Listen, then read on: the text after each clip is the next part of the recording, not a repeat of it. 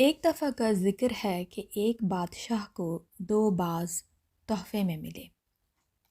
اس بادشاہ نے اتنے خوبصورت پرندے کبھی نہیں دیکھے تھے۔ بادشاہ نے دونوں پرندے اپنے ملازم کو دیے کہ وہ ان کی تربیت کرے۔ ایک دن ملازم نے بادشاہ کو بتایا کہ ایک باز اونچی اڑان اڑ رہا ہے اور دوسرا جس دن سے آیا ہے اپنی ہی شاخ سے نہیں اڑ پا رہا اور سارا دن اسی شاخ پر گزار دیتا ہے۔ بادشاہ نے مملکت کے تمام معالجوں اور جادوگروں کو طلب کر لیا، لیکن کوئی اس باز کو نہ اڑا سکا۔ بادشاہ نے اپنے مشیروں کے سامنے یہ مسئلہ رکھا۔ گھنٹے دن اور دن ہفتوں میں اور ہفتے مہینوں میں ڈھل گئے، لیکن وہ باز نہ اڑ سکا۔ بادشاہ نے کسی ایسے شخص کو بلانے کا فیصلہ کیا جو قدرت سے گہری دلچسپی رکھتا ہو۔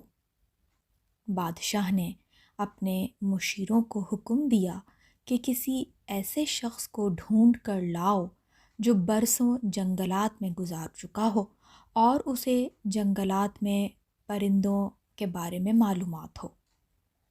اگلے دن بادشاہ باز کو محل کے باغوں میں اڑتے ہوئے دیکھ کر حیران رہ گیا۔ بادشاہ نے اس شخص کو طلب کیا جس نے باز کو اڑایا تھا۔ اس شخص کو بادشاہ کے سامنے پیش کیا گیا تو بادشاہ نے پوچھا، تم نے باز کو کیسے اڑایا جبکہ اتنے سارے معالج اس کا علاج کر چکے تھے اور یہ اپنی شاخ سے اڑ ہی نہیں پا رہا تھا؟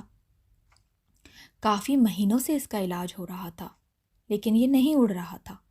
تم نے ایک دن میں ایسا کیا کیا کہ یہ تو خوب اڑتا پھر رہا ہے یہاں سے وہاں؟ وہ شخص مسکرا کر بولا، بادشاہ سلامت، یہ باز جس شاخ پر بیٹھتا تھا میں نے وہ شاخ ہی کاٹ دی۔ زبردست بات ہے۔ آگے بڑھنے کے مواقع بہت ہوتے ہیں لیکن ہم آگے بڑھنے کی کوشش نہیں کرتے۔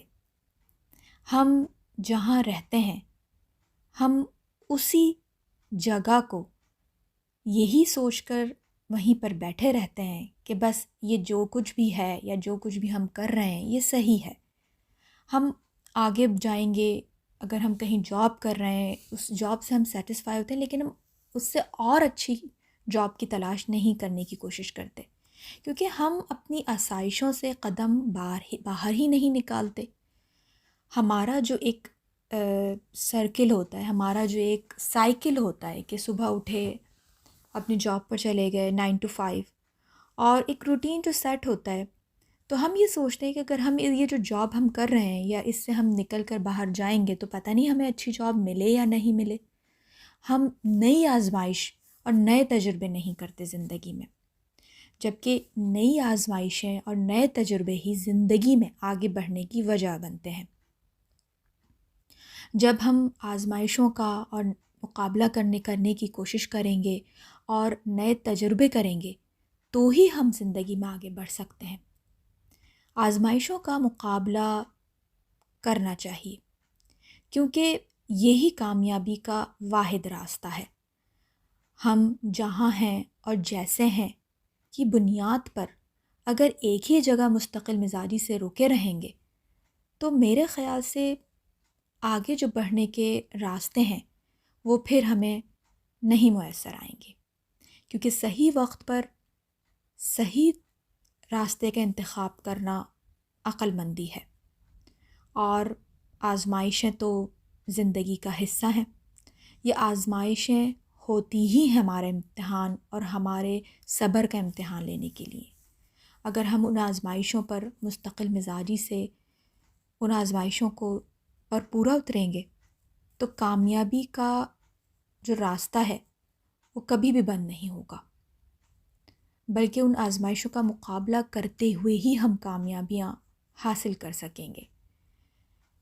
یہی حال ہماری اس زندگی کا بھی ہے اور یہی حال ہماری آخرت کی زندگی کا بھی ہے۔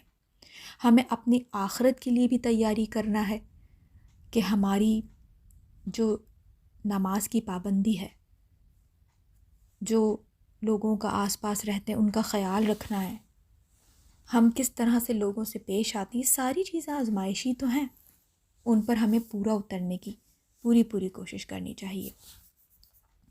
اللہ تعالیٰ ہمیں سیدھے سچے راستے پر چلنے کی توفیق عنایت فرمائے، اور جو آزمائشیں ہماری زندگی میں آتی ہیں ان کا مقابلہ بہادری سے کرنے والا بنا دے، اور ہمیں نیک سیدھے اور سچے راستے پہ چلنے والا بنا دے، اور ان لوگوں کے راستے پہ چلنے والا بنا جس پر انعام رکھا ہے، نہ کہ ان کا جن پر تو نے غیظ و غضب نازل فرمائے گا۔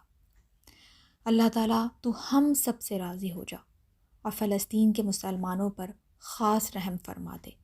آمین ثم آمین یا رب العالمین۔